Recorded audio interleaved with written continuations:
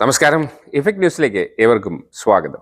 പശ്ചിമ Bangal governor doctor C V Ananda Bose, എൻ്റെ പ്രിയപ്പെട്ട സുഹൃത്തും മുൻ മന്ത്രിയുമായ ശ്രീ കടകംപള്ളി സുരേന്ദ്രൻ MLA, പ്രിയപ്പെട്ട ശ്രീ MR തമ്പാൻ, നമ്മുടെ എല്ലാവരുടെയും ആദരവിന് സ്നേഹത്തിനും പാത്രീഭൂതനായിട്ടുള്ള ഈശാസ്വാമി ഉൾപ്പെടെയുള്ള വിശിഷ്ടാതിഥികളെ, സുഹൃത്തുക്കളെ, ഇന്ന് ഈശാസ്വാമിയുടെ 71ാമത് ജയന്തി ആഘോഷമാണ്.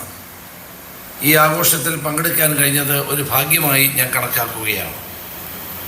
ആത്മീയതയെയും ഭൗതികതയെയും സമന്വയിപ്പിച്ചുകൊണ്ടാണ് സ്വാമിജിയുടെ മുന്നോട്ടുള്ള പ്രയാണമെല്ലാം. ആത്മീയ ആചാര്യം എന്നതിന് പുറമെ ഭൗതിക ശാസ്ത്രജ്ഞനും വിദ്യാഭ്യാസ വിദഗ്ധരും സാമൂഹിക പരിഷ്കർത്താവുമാണ് സ്വാമിജി.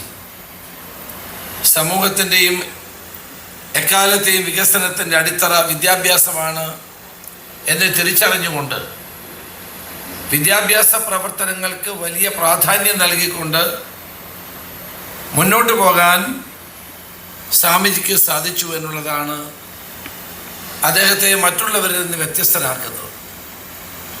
ഇന്ത്യയിലെ ഇന്നത്തെ വിദ്യാഭ്യാസത്തിന് ഏറെ വൈകല്യങ്ങളുണ്ട് എന്ന് അദ്ദേഹം കണ്ടെത്തുന്നു.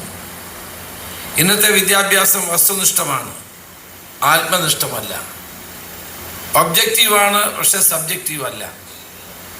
അത് കണ്ടുകൊണ്ട് വിദ്യാഭ്യാസം വസ്തുനിഷ്ഠവും ആത്മനിഷ്ഠവുമാകണമെന്ന് സ്വാമിജി ഈ ലോകത്തെ പഠിപ്പിക്കുകയാണ്. ഇന്ത്യയിൽ നിന്ന്, പ്രത്യേകിച്ച് കേരളത്തിൽ നിന്ന് ധാരാളം കുട്ടികൾ ഇന്ന് വിദേശ രാജ്യങ്ങളിലേക്ക് വിദ്യാഭ്യാസത്തിനായി പലായനം ചെയ്യുകയാണ്. അതാണ് ഇന്ന് കേരളം നേരിടുന്ന ഏറ്റവും വലിയ പ്രശ്നം. ഇവിടെ വിദ്യാഭ്യാസ സൗകര്യങ്ങളില്ലാത്തത് കൊണ്ടല്ല, പക്ഷേ ലോകത്തിലെ തന്നെ ആഗോള നിലവാരമുള്ള ആദ്യത്തെ 100 യൂണിവേഴ്സിറ്റി എടുത്താൽ അതിലൊന്നുപോലും ഇന്ത്യയിലില്ല എന്നുള്ളതാണ് ഏറ്റവും പ്രധാനപ്പെട്ട പ്രശ്നം. അതുകൊണ്ടാണ് പലപ്പോഴും കുട്ടികൾ വിദ്യാഭ്യാസത്തിന് വേണ്ടി മറ്റ് രാജ്യങ്ങളിലേക്ക് പോകുന്നത് എന്നത് ഒരു പ്രധാനപ്പെട്ട കാര്യം തന്നെയാണ്. ഭൗതികതയും ആത്മീയതയുടെയും രാജപാതയാണ് വിദ്യാഭ്യാസം എന്ന് കണ്ടെത്തിക്കൊണ്ട് ആത്മീയതയെ വിദ്യാഭ്യാസ രംഗത്ത് നിന്ന് അകറ്റുന്ന പ്രവർത്തനത്തെ നിശിതമായി തന്നെ സ്വാമിജി ചോദ്യം ചെയ്യുന്നുണ്ട്. അതുകൂടി ഉൾക്കൊണ്ടുകൊണ്ടുള്ള, ആത്മീയത കൂടി ഉൾക്കൊണ്ടുകൊണ്ടുള്ള വിദ്യാഭ്യാസ പദ്ധതിക്കാണ് പ്രാധാന്യം കൊടുക്കേണ്ടത് എന്ന് സ്വാമിജി ഉറച്ചു വിശ്വസിക്കുന്നു. കാലത്തിന് മാറ്റം ഉൾക്കൊള്ളുന്നില്ല എന്നാണ് നമ്മുടെ വിദ്യാഭ്യാസ സംവിധാനത്തിലെ ഏറ്റവും വലിയ പോരായ്മയായി സ്വാമിജി ചൂണ്ടിക്കാണിക്കുന്നത്. ഇന്നത്തെ നമ്മുടെ യുഗം എന്ന് പറയുന്നത് ടെക്നോളജിയുടെ യുഗമാണ്.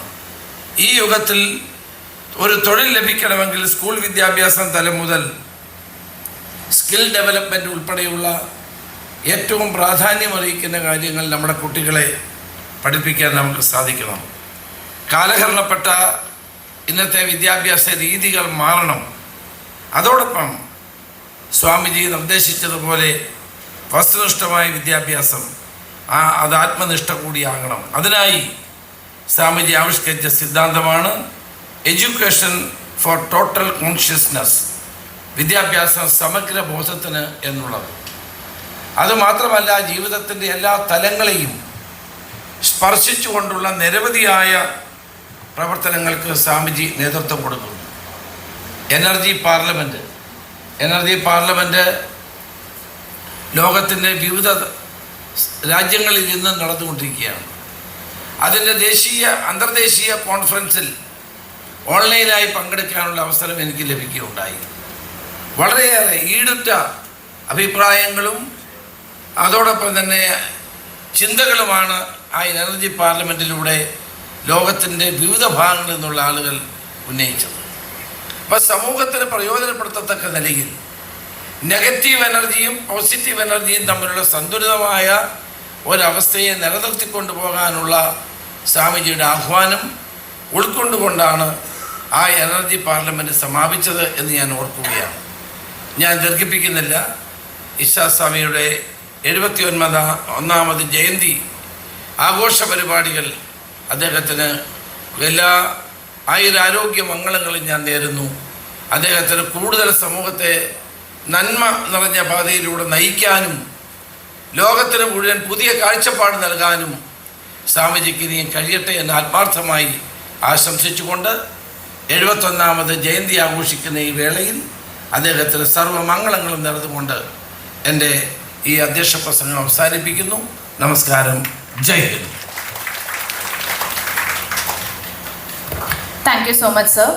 Next, I invite the Honorable MLA and the former Minister. വാർത്തകളും വിശേഷങ്ങളും ഇവിടെ അവസാനിക്കുന്നില്ല. കൂടുതൽ വാർത്തകളും വിശേഷങ്ങളുമായി വീണ്ടും കണ്ടുമുട്ടുന്നതുവരെ ഏവർക്കും നന്ദി. നമസ്കാരം.